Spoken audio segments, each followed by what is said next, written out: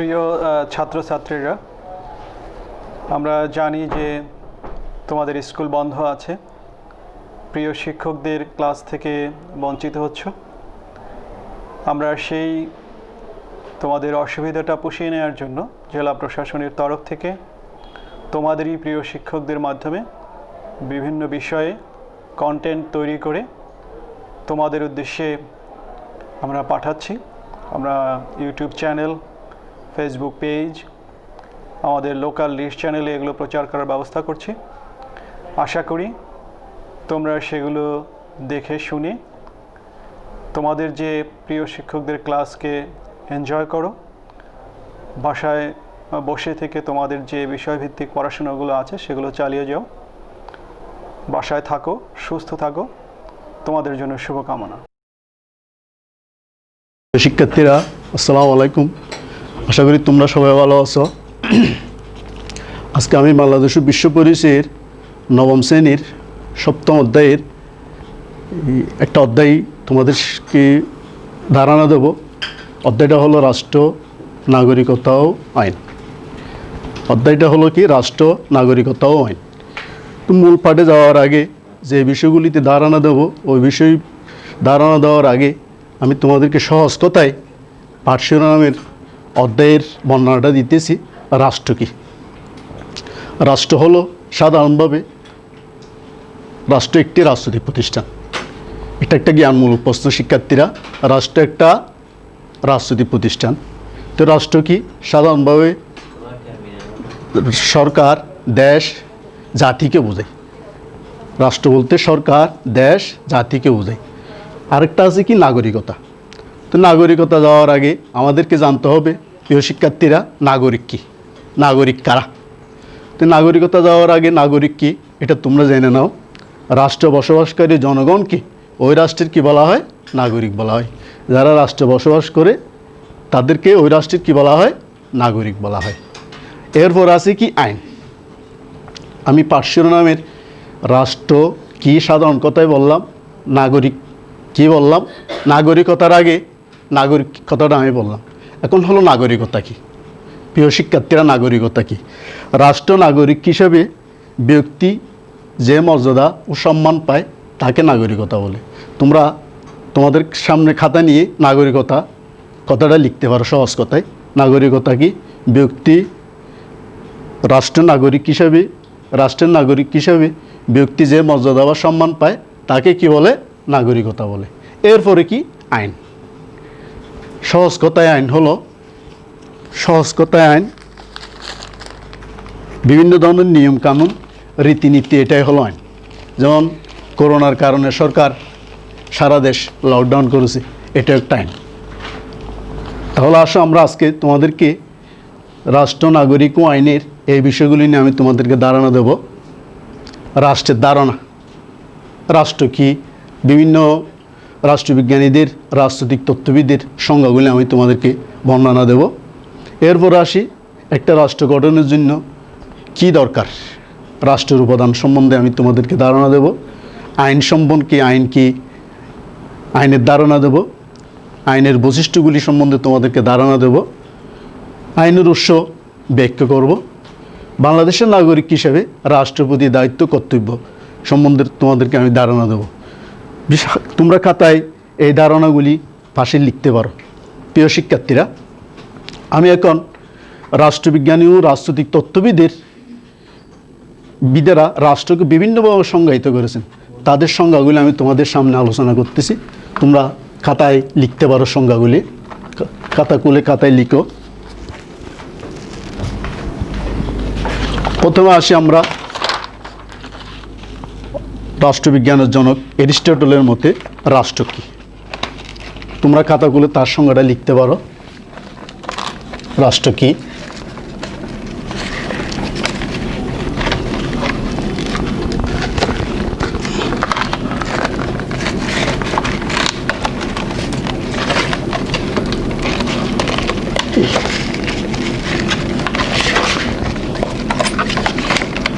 রাষ্ট্র কি তার সংজ্ঞাটা লিখতে পারে অ্যারিস্টটলের মতে স্বয়ংসম্পূর্ণ জীবনের জন্য কতিপয় পরিবার ও গ্রামের সমন্বয়ে গঠিত সংগঠনই রাষ্ট্র। একজন রাষ্ট্রবিজ্ঞানী অ্যারিস্টটলের মতে তার সংজ্ঞাটা আমি তোমাদের সামনে উপস্থাপন করলাম। এরপরে আসো আরেক রাষ্ট্রবিজ্ঞানী আর.এম. ম্যাগাইভারের মতে রাষ্ট্র হচ্ছে সরকার কর্তৃক প্রণীত আইন দ্বারা পরিচালিত একটি সংগঠন যার কর্তৃত্বমূলক ক্ষমতা রয়েছে এবং যার নির্দিষ্ট ভূখণ্ডে বসবাসরত অধিবাসীদের উপর বলবৎ হয়। এরপরে আসো রাষ্ট্রের সম্বন্ধে রাষ্ট্রের সবচেয়ে গ্রহণযোগ্য সংজ্ঞা দিয়েছে অধ্যাপক গান্নার। তোমাদের প্রশ্ন আসতে পারে রাষ্ট্র সম্বন্ধে সবচেয়ে গ্রহণযোগ্য সংজ্ঞা কে দিয়েছে? তোমরা সাধারণ প্রশ্নে জ্ঞানমূলক প্রশ্নে এই প্রশ্নটার উত্তরে নিতে পারো অধ্যাপক গান্নার। তো অধ্যাপক গান্নারের মতে রাষ্ট্রের সবচেয়ে সুস্পষ্ট পূর্ণাঙ্গ সংজ্ঞা দিয়েছেন অধ্যাপক গান্নার। তিনি বলেন রাষ্ট্র হলো বহুসংখ্যক ব্যক্তি নিয়ে গঠিত এমন এক জনসমাজ যার নির্দিষ্ট ভূখণ্ডে স্থায়ীভাবে বসবাস করে বহিঃশক্তির নিয়ন্ত্রণ হতে মুক্ত, যাদের একটি সুসংগঠিত সরকার আছে, যে সরকারের প্রতি ওই জনসমাজ স্বভাবতই কি থাকে, অনুগত থাকে। তাহলে এই তিনজন রাষ্ট্রবিজ্ঞানীর সংজ্ঞায় রাষ্ট্র সম্বন্ধে আমি তোমাদেরকে ধারণা দিলাম। নিশ্চয়ই তোমরা সংজ্ঞাগুলি খাতায় লিখে নেবে এবং বাসায় এগুলি লিখে মুখস্থ করে শেখার জন্য চেষ্টা করবে। তাহলে আমি বলতে পারি রাষ্ট্র সম্বন্ধে সবচেয়ে গ্রহণযোগ্য সংজ্ঞা দিয়েছে কে? অধ্যাপক গান্নার। অধ্যাপক গান্নারের সংজ্ঞাটা আমি তোমাদের সামনে উপস্থাপন করলাম, তোমরা পাশে খাতায় লিখতেও পারো। তো বিশ্বের প্রতিটা রাষ্ট্র গড়ে উঠেছে 4টা উপাদান নিয়ে। তাহলে রাষ্ট্র গঠনের কয়টা উপাদান? 4টা উপাদান। তোমরা 4টা উপাদানগুলি খাতায় লিখো। বিশ্বের প্রতিটা মানুষ কোনো না কোনো রাষ্ট্রে বসবাস করে। বিশ্বের প্রতিটা মানুষ কোনো না কোনো রাষ্ট্রে কী করে? বসবাস করে। বসবাস হঠাৎ করে কোনো রাষ্ট্র গড়ে ওঠেনি, মানুষই এই রাষ্ট্র গড়ে তোলে। তো এই রাষ্ট্র গঠনের জন্য অবশ্যই 4 উপাদান দরকার। 4 উপাদানগুলি কী কী? 1 নম্বর হলো জনসমষ্টি। তোমরা আগে খাতায় শুধু উপাদানগুলি লেখো। একটা রাষ্ট্র গঠনের জন্য 4 উপাদানগুলি লিখো। বর্ণনাগুলি আমি পরে দিতেছি। 1 নম্বর হলো জনসমষ্টি, 2 নম্বর হলো নির্দিষ্ট ভূখণ্ড, 3 নম্বর হলো সরকার, 4 নম্বর হলো সার্বভৌমত্ব। প্রত্যেক রাষ্ট্রে 4টি উপাদানের সমন্বয়ে গঠিত। বিশ্বের যে সমস্ত রাষ্ট্রগুলি আছে সব রাষ্ট্রই এই 4 উপাদান নিয়ে গঠিত। প্রিয় শিক্ষার্থীরা, এখন আসো জনসমষ্টি কী। আমি জনসমষ্টির বর্ণনাটা তোমাদের সামনে উপস্থাপন করতেছি। জনসমষ্টি কী? রাষ্ট্রের প্রাথমিক উপাদান হচ্ছে জনসমষ্টি। জনসমষ্টি বলতে রাজনৈতিকভাবে সংগঠিত জনগণকে বোঝায়। তো রাষ্ট্র গঠনের জন্য জনসমষ্টি একান্ত অপরিহার্য। জনসমষ্টি ঐক্যবদ্ধ হওয়ার ইচ্ছা, পারস্পরিক সম্পর্কিত হতে রাষ্ট্রের কী হয়েছে? উদ্ভব হয়েছে। তবে রাষ্ট্র গঠনের জন্য জনসংখ্যা কত হবে বিশ্বের এমন কোনো দ্বারা আমাদের নিয়ম নেই। রাজনৈতিকভাবে রাষ্ট্রের জনসংখ্যা কয়েক কোটিও হতে পারে, আবার কয়েক হাজারও হতে পারে। যেমন আমরা 2-1টা রাষ্ট্র যদি বলতে পারি, যেমন গণচীন, ভারতের জনসংখ্যা প্রায় 100 কোটিরও বেশি। এর পাশাপাশি আরও 2টি রাষ্ট্র আছে যে রাষ্ট্রগুলি জনসংখ্যায় কম। প্রিয় শিক্ষার্থীরা, তোমরা লিখতে পারো এগুলি, ওই ছোট রাষ্ট্রগুলি কি জনসংখ্যা কত এটা। যেমন 100 কোটির উপরে কোন রাষ্ট্রগুলি? চীন এবং ভারতে 100 কোটির উপরে। অন্যদিকে আর 2টা রাষ্ট্র আমি তোমাদের সামনে তুলে ধরতেছি, সান মেরিনো, মোনাকো প্রভৃতি ক্ষুদ্র রাষ্ট্র, কিন্তু জনসংখ্যা যথাক্রমে সান মেরিনোতে 20,000, মোনাকোতে 14,000। তা আমি এটা সারটা এই জন্য বললাম, বিশ্বের কোনো রাষ্ট্রে জনসংখ্যা কত হবে তার আমাদের কোনো নিয়ম নেই। কয়েক হাজার নিয়েও রাষ্ট্র হতে পারে, কয়েক কোটি নিয়েও রাষ্ট্র হতে পারে। তাহলে আশা করি তোমরা জনসমষ্টি কী এটা বুঝেছো। রাষ্ট্রের 4 উপাদানের একটা উপাদান আমি তোমাদের সামনে উপস্থাপন করলাম। এরপরে আসুন নির্দিষ্ট ভূখণ্ড।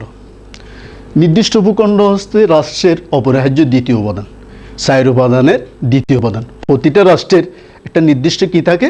ভূখণ্ড থাকে।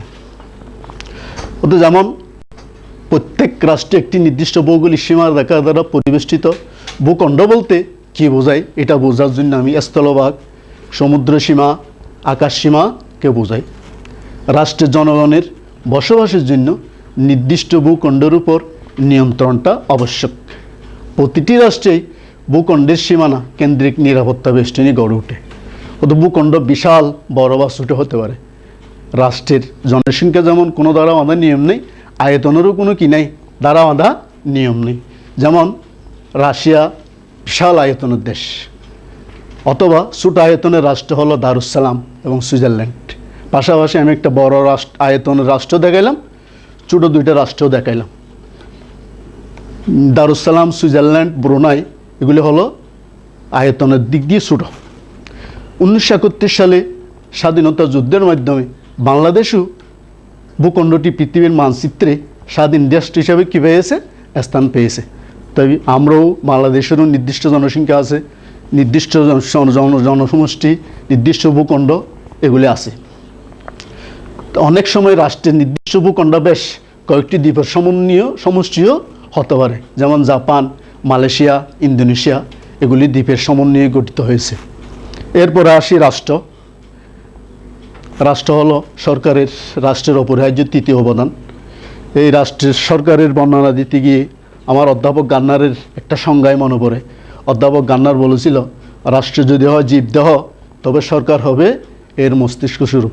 সরকারকে কিসের সাথে তুলনা করা হয়েছে? মস্তিষ্কের সাথে তুলনা করা হয়েছে। রাষ্ট্রবিজ্ঞানী অধ্যাপক গান্নার সরকার গঠনের মাধ্যমে নির্দিষ্ট ভূখণ্ডের উপর কর্তৃত্ব প্রতিষ্ঠিত হয়। রাষ্ট্র পরিচালনার জন্য তিনটা কি থাকে? বিভাগ থাকে।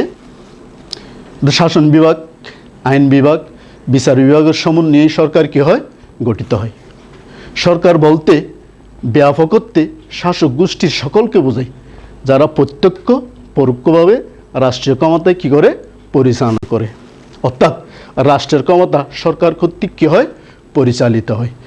সরকারের বর্ণনা দিতে গিয়ে আমি অধ্যাপক গান্নারের একটা সংজ্ঞা তোমাদেরকে বলছিলাম, সংজ্ঞাটা তোমরা খাতায় ভাষায় লিখতে পারো প্রিয় শিক্ষার্থীরা। এরপরে আসি 4 উপাদানের সার্বভৌমত্ব। সার্বভৌমত্ব কী? আগে এটা আমাদের চিনতে হবে। প্রিয় শিক্ষার্থীরা, তোমরা সবাই জানো রাষ্ট্র গঠনের জন্য নির্দিষ্ট কোনো জনসংখ্যারও দরকার হয় না, নির্দিষ্ট আয়তনেরও দরকার হয় না, কিন্তু 4 উপাদান নিয়েই রাষ্ট্রকে হয় গঠিত হয়। এরপর আসে সর্বশেষ উপাদান সার্বভৌমত্ব। রাষ্ট্র গঠনের মুখ্য উপাদান হলো সার্বভৌমত্ব। সার্বভৌমত্ব এটা কি এখন যেটা জানো? সার্বভৌমত্ব শব্দ দ্বারা চরম ও চূড়ান্ত ক্ষমতাকে বোঝায়। সার্বভৌমত্ব হচ্ছে রাষ্ট্রেরই বৈশিষ্ট্য, যার ফলে নিজের ইচ্ছা ছাড়া অন্য কোনো প্রকার ইচ্ছার দ্বারা রাষ্ট্র আইনগতভাবে কি নয়? আবদ্ধ নয়। প্রত্যেক সমাজ ব্যবস্থায় চূড়ান্ত ক্ষমতা কার্যকরী করার জন্য একটিমাত্র কেন্দ্রীয় কর্তৃপক্ষ থাকে। প্রত্যেক সমাজ ব্যবস্থায় একটিমাত্র কেন্দ্রীয় কর্তৃপক্ষ থাকে, আর এই ক্ষমতাটি হলো সার্বভৌমত্ব ক্ষমতা। সার্বভৌমের আদর্শই হলো আইন। সার্বভৌমত্ব আদর্শ বা আইন মানতে সকলকে বাধ্য রাষ্ট্রের নাগরিক হিসাবে। সার্বভৌমত্ব ক্ষমতার 2টি দিক থাকে, একটা হলো অভ্যন্তরীণ আর একটা হলো বাহ্যিক। তোমরা খাতায় লিখতে পারো সার্বভৌমত্বের 2টা দিক। 2টা দিক এগুলি কী কী? একটা হলো অভ্যন্তরীণ আর একটা হলো বাহ্যিক। এখন অভ্যন্তরীণ কি, বাহ্যিক কি, এটা আমি তোমাদেরকে বর্ণনাটা দিতেছি। অভ্যন্তরীণ ক্ষমতার দিক প্রয়োগের মাধ্যমে রাষ্ট্রের মধ্যকার সকল ব্যক্তি প্রতিষ্ঠানের উপর রাষ্ট্র কর্তৃত্ব কী হয়? প্রতিষ্ঠিত হয় রাষ্ট্রের ভিতরে। এরপরে আসো, এই সার্বভৌমত্বের ক্ষমতার ঊর্ধ্বে কোনো কর্তৃপক্ষ নেই। বাহ্যিকটা কি? সার্বভৌমত্ব অর্থ হলো রাষ্ট্রের আন্তর্জাতিক ক্ষেত্রে বহিঃশক্তির নিয়ন্ত্রণ ও হস্তক্ষেপ থেকে কী থাকে? মুক্ত থাকে। সবশেষে বলা যায় সরকার পরিবর্তন সার্বভৌমত্বের স্থায়িত্বকে কী করে না? নষ্ট করে না। সুতরাং জনসমষ্টি, নির্দিষ্ট ভূখণ্ড, সরকার এবং সার্বভৌমত্ব এই 4টি উপাদান নিয়ে কি গঠিত হয়? রাষ্ট্র গঠিত হয়। আমি রাষ্ট্রের সংজ্ঞা, রাষ্ট্রবিজ্ঞানীদের সংজ্ঞা, রাষ্ট্রের সবচেয়ে গ্রহণযোগ্য সংজ্ঞা দিয়েছে অধ্যাপক গান্নার, এবং রাষ্ট্র যে 4টি উপাদান নিয়ে গঠিত, এই 4 উপাদান আমি তোমাদের সামনে উপস্থাপন করেছি। আশা করি তোমরা যে সংজ্ঞা সহ বুঝতে পেরেছ। এরপরে আসি রাষ্ট্রের নাগরিক হিসাবে আমার দায়িত্ব কর্তব্য কী? রাষ্ট্রের প্রতি কী কী দায়িত্ব আছে নাগরিক হিসাবে? আমি এর আগেই অধ্যায়ে বলেছি নাগরিকতা কী। আমি আবার পুনরায় কথাটা বলতেছি, ব্যক্তি রাষ্ট্রের থেকে যে মর্যাদা বা সম্মান পায় এটা হলো তার নাগরিকতা। এরপরে আসো নাগরিক হিসেবে রাষ্ট্রের প্রতি আমার কী দায়িত্ব কর্তব্য আছে। প্রথম, নাগরিকের প্রধান কর্তব্য হচ্ছে রাষ্ট্রের প্রতি আনুগত্য প্রকাশ করা, রাষ্ট্রের নির্দেশ কী করা? মেনে চলা। রাষ্ট্রের প্রচলিত আইন মেনে চলা, আইনের প্রতি সম্মান দেখানো নাগরিকদের অন্যতম কর্তব্য। সততা ও বিবেচনার সাথে ভোট দেওয়া নাগরিকের পবিত্র দায়িত্ব কর্তব্য। তোমাদের ভোট বইয়ে অনেক কর্তব্য আছে, ওখান থেকে আমি সার্ট করে 2-4টা কর্তব্য তোমাদের সামনে অবহিত করতেছি। এরপরে আসো, নাগরিকদের যথাসময়ে কর প্রদান করে রাষ্ট্রীয় কাজে সহযোগিতা করতে হবে। সবসময় দেশের মঙ্গল কামনা করা নাগরিকের কর্তব্য। দেশের মঙ্গল কামনা করা নাগরিক হিসেবে আমার কর্তব্য। এরপরে আসো, প্রত্যেক নাগরিককেই দেশপ্রেম উদ্বুদ্ধ থাকতে হবে। নাগরিক হিসাবে দেশের প্রতি আন্তরিকতা, ভালোবাসা দেখানো আমার নৈতিক দায়িত্ব। স্বাধীনতা ও সার্বভৌমত্ব অক্ষুণ্ণ রাখার জন্য প্রত্যেক নাগরিককে সর্বদা সজাগ এবং চরম ত্যাগের জন্য কি থাকতে হবে? প্রস্তুত থাকতে হবে। আশা করি তোমরা দেশের নাগরিক হিসাবে রাষ্ট্রের প্রতি কী দায়িত্ব কর্তব্য আছে সেগুলি তোমরা বুঝতে পেরেছ। তোমাদের বোর্ড বই আরও আছে, আমি সামারি করে কয়েকটা লিখেছি, তোমরা আরও বই থেকে সংগ্রহ করে এগুলি লিখে নেবে। প্রিয় শিক্ষার্থীরা, এরপরে আমরা আইন কি, আইন কাকে বলে, আইন কি, আইনের ধারণায় আসো। আমি পাঠ শিরোনামের শুরুতেই আইন কাকে বলে বলছিলাম। এখন আমরা আইনের ধারণায় যাইতেছি। সাধারণত আইন বলতে সামাজিক ব্যবস্থায় মিলিত জীবনযাপনের ক্ষেত্রে মানুষ কর্তৃক অনুসরণকৃত কিছু লিখিত অলিখিত বিধিবিধানকে বোঝায়। আবার অন্যভাবে বলা যায়, আইন বলতে সমাজ স্বীকৃত রাষ্ট্র কর্তৃক অনুমোদিত নিয়মকানুনকেও বোঝায়, যা মানুষের বাহ্যিক আচরণকে নিয়ন্ত্রণ করে। সারা দেশ লকডাউন, আইন মানাটা নাগরিক হিসাবে আমার কর্তব্য। এরপরে বিভিন্ন রাজনৈতিক ও তত্ত্ববিদেরা, আইন বিশারদগণ আইনের বিভিন্ন সংজ্ঞা দিয়েছেন। তাদের সংজ্ঞাগুলি আমি তোমাদের সামনে উপস্থাপন করতেছি। টি.এইচ. গ্রিন বলেন, একজন রাষ্ট্রবিজ্ঞানী, রাষ্ট্র কর্তৃক আরোপিত অধিকার এবং বাধ্যকতা সমূহ হলো কি আইন। এরপর অধ্যাপক হল্যান্ডের মতে আইন হচ্ছে মানুষের বাহ্যিক আচরণ নিয়ন্ত্রণের কতগুলি সাধারণ নিয়ম, যা সার্বভৌমত্ব শক্তি কর্তৃক কী হয়, প্রণীত হয়। তবে আইনের সবচেয়ে গ্রহণযোগ্য সংজ্ঞা দিয়েছে উড্রো উইলসন। তার মতে আইন হলো সমাজের সেই সকল প্রতিষ্ঠিত প্রথা ও রীতিনীতি, সেগুলি সমাজ ও রাষ্ট্র কর্তৃক স্বীকৃত এবং যা সরকারের অধিকার ও ক্ষমতার দ্বারা কি করা হয়, বলবৎ করা হয়। তোমরা আইনের সবচেয়ে গ্রহণযোগ্য সংজ্ঞা উড্রো উইলসনের সংজ্ঞাটা তোমরা খাতায় লিখে এবং বোর্ড বই থেকে নোট করে এটা মুখস্থ করে ফেলবে। এরপরে আসি, আইনের বৈশিষ্ট্য কী। দেশের আইন যখন হয়, আইনের কিছু বৈশিষ্ট্য থাকে, বৈশিষ্ট্যগুলি তোমরা খাতায় লিখতে পারো। প্রিয় শিক্ষার্থীরা, আইন মানুষের বাহ্যিক আচরণ ও ক্রিয়াকলাপকে কী করে, নিয়ন্ত্রণ করে। আইনের একটা বৈশিষ্ট্য কী, এটা মানুষের বাহ্যিক আচরণ ও ক্রিয়াকলাপকে কী করে, নিয়ন্ত্রণ করে। আইন হচ্ছে সার্বজনীন। দেশে আইন ধনী গরিব সবার জন্য সমান, সার্বজনীন। কেননা তার সমভাবে রাষ্ট্রের সকলের জন্য কী হবে, প্রযোজ্য হবে। ধনী গরিব খেটে খাওয়া মানুষ থেকে শুরু করে সবার জন্য আইন সমানভাবে কী হবে, প্রযোজ্য হবে। আইন রাষ্ট্রীয় কর্তৃত্বমূলক কর্তৃপক্ষ হতে স্বীকৃত। রাষ্ট্রীয় কর্তৃত্বমূলক কর্তৃপক্ষ থেকে কি হয়, স্বীকৃত হয় এবং আরোপিত হয়। এরপরে আসো, আইনের বৈশিষ্ট্যগুলি তোমরা খাতায় লিখো। এরপরে প্রিয় শিক্ষার্থীরা, আইন হচ্ছে এক ধরনের আদেশ বা নিষেধ, যা সকলকে কী করতে হয়, মান্য করতে হয়। এবং যারা আইন অমান্য করে তাদেরকে কী পেতে হবে, সাজা পেতে হবে। রাষ্ট্রের আইন অমান্য করলে অবশ্যই রাষ্ট্রের নাগরিক হিসাবে আমাকে কী পেতে হবে, সাজা পেতে হবে। তো সমাজে প্রচলিত প্রথা ও রীতিনীতি সকলের নিকট কি মান্য, এগুলো হলো আইনের বৈশিষ্ট্য। তাহলে আমরা আইনের বৈশিষ্ট্য পাইলাম, আইন কাকে বলো পাইলাম, আইনের সবচেয়ে গ্রহণযোগ্য সংজ্ঞা কে দিয়েছে তার সংজ্ঞাটাও আমি তোমাদের সামনে উপস্থাপন করলাম। প্রিয় শিক্ষার্থীরা, আশা করি তোমরা আইনের সংজ্ঞাগুলি নিশ্চয়ই বুঝেছ। তবে আমি এই মুহূর্তে একটা প্রশ্ন করতে পারি, আইনের সবচেয়ে গ্রহণযোগ্য সংজ্ঞা দিয়েছে কে, নিশ্চয়ই তোমরা জানো, উড্রো উইলসন। এরপর আসো আইনের উৎস কী। আইনের উৎস রাষ্ট্রবিজ্ঞানী হল্যান্ডের মতে আইনের 6টি উৎস রয়েছে। রাষ্ট্রবিজ্ঞানী কার মতে? রাষ্ট্রবিজ্ঞানী হল্যান্ডের মতে আইনের উৎস 6টি। এটা একটা জ্ঞানমূলক প্রশ্ন, তোমরা পাশাপাশি খাতায় লিখতে পারো। আইনের উৎস কয়টি? 6টি। কার মতে?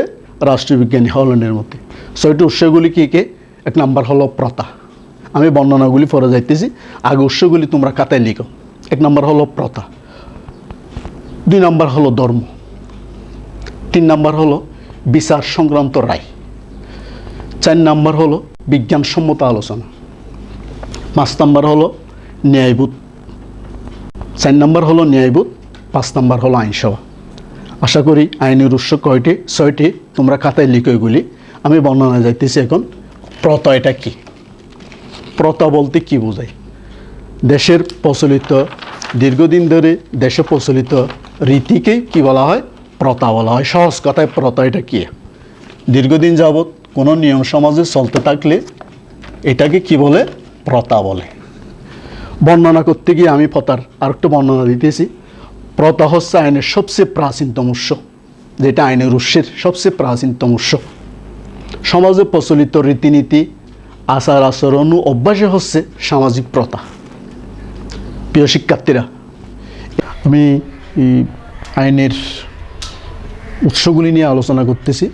প্রথার পরে আসে ধর্ম। 2 নম্বর ধর্ম। মানুষের উপর ধর্মের প্রভাব অপরিসীম। প্রাচীনকাল থেকে আমরা এটা দেখে আসতেছি, ধর্মের উপর অপরিসীম। প্রাচীনকাল থেকে মানুষ ঐশ্বরিক আইন অনুসরণ করে আসছে। তাই ধর্ম, ধর্মীয় অনুশাসন, ধর্মগ্রন্থ আইনের অন্যতম একটা গুরুত্বপূর্ণ উৎস। আইনের উৎসে ধর্ম একটা গুরুত্বপূর্ণ উৎস। ওদের ন্যায় অন্যায়, পাপ পুণ্য ইত্যাদি মূল্যবোধসমূহ ধর্ম চিহ্নিত করেছে বলে প্রাচীন ও মধ্যযুগে রাজনৈতিক ক্ষেত্রে ধর্মীয় রীতিনীতি প্রভাব বিস্তার করে। ধর্মভিত্তিক রাষ্ট্রে ধর্মীয় বিধানে হলো রাষ্ট্রীয় আইন হিসেবে কী হয়? বিবেচিত হয়। ধর্মীয় ভিত্তিক রাষ্ট্রে ধর্মীয় বিধানই রাষ্ট্রীয় আইন হিসেবে কী হয়? বিবেচিত হয়। যেমন ইসলামী রাষ্ট্রের আইন প্রধানত কোরআন শরিয়ার উপর নির্ভরশীল। হিন্দু আইন মূলতভাবে হিন্দুদের ধর্মীয় বই যেমন বেদ, গীতা, রামায়ণের উপরে কি নির্ভরশীল।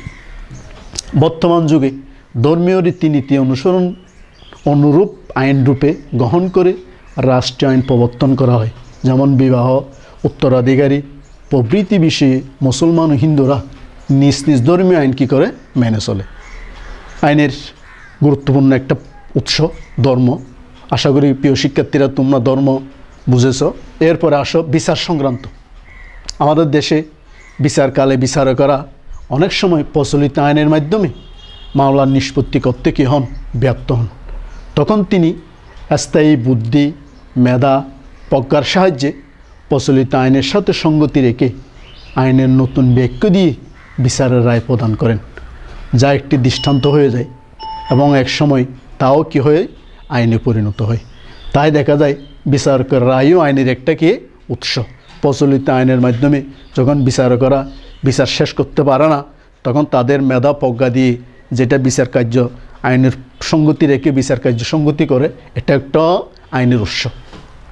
এরপরে আসো বিজ্ঞানসম্মত আলোচনা। আমাদের দেশে অনেক প্রখ্যাত আইনবিদদের ব্যাখ্যা, মূল্যায়ন, আলোচনা ইত্যাদি থেকে রাষ্ট্রীয় প্রয়োজনীয় আইনের সন্ধান লাভ করে। যেমন ব্রিটেনের আইন ব্যবস্থায় আইনবিদ কোক ব্রিটেনে যে আইন তৈরি করেছে। এরপর ইসলামী আইনের ক্ষেত্রে ইমাম আবু হানিফা তাদের অনেক অভিমত আইনের মর্যাদা লাভ করেছে। এটা হলো কি বিজ্ঞানসম্মত আলোচনা। এরপর আসো ন্যায়বোধ। ন্যায়বোধ এটা কি?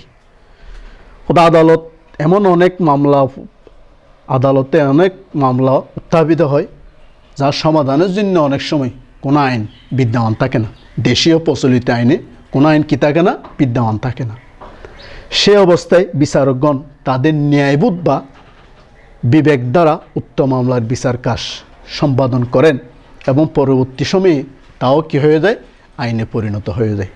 সর্বশেষ যেটা আইনের উৎস, আইনসভা। আইনসভা আধুনিককালে আইনের প্রধান উৎস হলো আইনসভা। আমাদের দেশে আইনসভা আছে। তোমরা আমাদের দেশের আইনসভা, বাংলাদেশের আইনসভার নাম জাতীয় সংসদ। এই আইনসভা জনমতের সাথে সঙ্গতি রেখে বিভিন্ন দেশের আইনসভা নতুন আইন প্রণয়ন করে পুরাতন আইন সংশোধন করে যুগ উপযোগী করে তোলে। প্রিয় শিক্ষার্থীরা, আশা করি তোমরা আইনের 6টি উৎসগুলি তোমরা বুঝতে পেরেছো। এরপরে আসি, আমি আজকে তোমাদেরকে রাষ্ট্রের ধারণা দিলাম, রাষ্ট্রের বিজ্ঞানীদের সংজ্ঞাগুলি আলোচনা করলাম, আইনের ধারণা দিলাম, আইনের বৈশিষ্ট্য বললাম, আইনের উৎস বর্ণনা দিলাম। আশা করি তোমরা এগুলি বুঝতে পেরেছো। তো যখন